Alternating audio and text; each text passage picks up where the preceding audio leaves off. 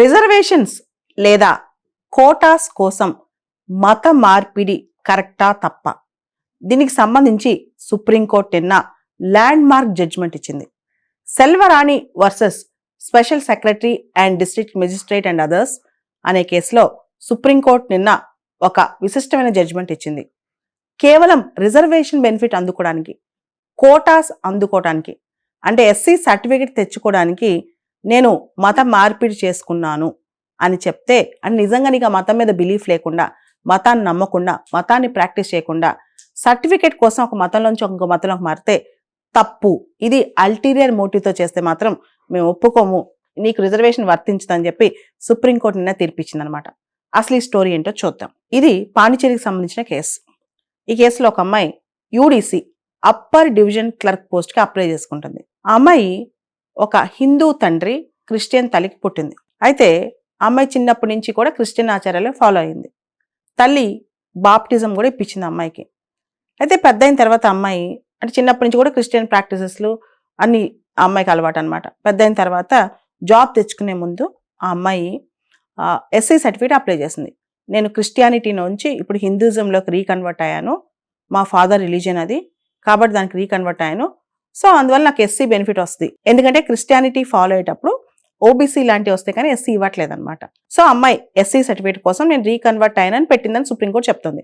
నీకు నిజంగా ఆ రిలీజియన్ అంటే నమ్మకం లేనప్పుడు, ఆ రిలీజియస్ టెనెట్స్ ఫాలో అవ్వట్లేనప్పుడు, లేదా ఆ స్పిరిచువల్ కనెక్ట్ నీకు ఆ రిలీజన్తో లేనప్పుడు, కేవలం ఒక బెనిఫిట్ కోసం, ఒక మోటివ్ కోసం నువ్వు మత మార్పిడి చేసుకుంటే అది తప్పు.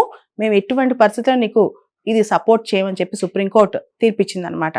అదేవిధంగా నువ్వు రిలీజియన్ మారావు అంటానికి మా దగ్గర ఎలాంటి ప్రూఫ్ ఇచ్చావు? నువ్వు ఆర్య సమాజ్కి వెళ్ళి మారావా? ఏదైనా లీగల్ డాక్యుమెంటేషన్ ఉందా? ఏదైనా డిక్లరేషన్ ఉందా? లేదా ప్రాపర్ ప్రూఫ్ ఏదైనా ప్రొడ్యూస్ చేయగలిగావా? ఆ రిలీజియన్ నువ్వు నమ్ముతున్నాను, ప్రాక్టీస్ చేస్తున్నాను అని చెప్పి నువ్వు ఎందుకు మారావు? నిజంగా మంచి మోటివ్తో బిలీఫ్ మారిందా, లేదా అల్టీరియర్ మోటివ్, ఒక రిజర్వేషన్ బెనిఫిట్ పొందడానికి నువ్వు మతం మార్పిడి చేసుకున్నావు అని చెప్పి సుప్రీంకోర్టు చెప్తూ, ఇది ఇలా చేస్తే గనక, అంటే కేవలం రిజర్వేషన్ పొందడానికి మతం మార్చుకుంటే it is a fraud on the constitution, రాజ్యాంగాన్ని దుర్వినియోగం చేయటమే అదొక పెద్ద ఫ్రాడ్ అని చెప్పి కూడా సుప్రీంకోర్టు తీర్పియడం జరిగింది నిన్న. ఈ కేసులో సుప్రీంకోర్టు మరో వ్యాఖ్య కూడా చేసింది. You cannot claim dual claims on religion. నా రెండు మతాలు నేను ఫాలో అవుతాను, నేను చిన్నప్పటి నుంచి క్రిస్టియానిటీ ఫాలో అయ్యాను, మా ఫాదర్ ఎస్సీ హిందూ కాబట్టి నేను క్రిస్టియన్గా ఉన్నప్పుడు నాకు ఎస్సీ స్టేటస్ అప్లై అవ్వదు, నేను రీకన్వర్ట్ అయితే నాకు ఎస్సీ స్టేటస్ అప్లై అవుతుంది, అంటే నేను క్రిస్టియన్గా ఉన్నప్పుడు నాకు ఎస్సీ స్టేటస్ ఎక్లిప్స్ అయిపోద్ది, క్రిస్టియన్ నుంచి హిందూకి మారితే మళ్ళీ మా ఫాదర్స్ క్యాస్ట్ నాకు వస్తుంది, ఇవన్నీ ఫ్రాడ్, ఇవన్నీ తప్పు అని చెప్పి సుప్రీంకోర్టు చెప్పడం జరిగింది. మనం ఏ క్యాస్ట్లో ఉన్నా సరే క్రిస్టియన్గా కన్వర్ట్ అయిన తర్వాత మళ్ళా మనం హిందూగా కన్వర్ట్ అవ్వాలి అంటే దానికి సాలిడ్ ప్రూఫ్ ఉండాలని చెప్పి సుప్రీంకోర్టు చెప్పడం జరిగింది ఈ కేసులో.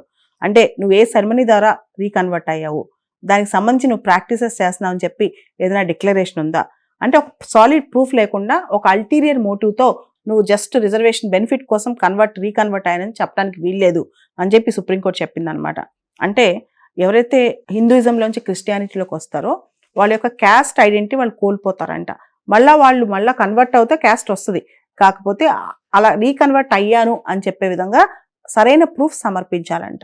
కానీ కేవలం ఒక జాబ్ సంపాదించడానికి, నువ్వు రిజర్వేషన్ బెనిఫిట్ క్లెయిమ్ చేయడానికి ఇప్పుడు మళ్ళీ రీకన్వర్షన్ చూపిస్తే, నేను క్రిస్టియానిటీలోంచి హిందూలోకి వచ్చానని రీకన్వర్షన్ చూపిస్తే అది రాజ్యాంగం రిజర్వేషన్ సిద్ధాంతం యొక్క స్ఫూర్తిని ఉల్లంఘించడమే అని చెప్పి సుప్రీంకోర్టు ఈ తీర్పులో తెలియజేసింది.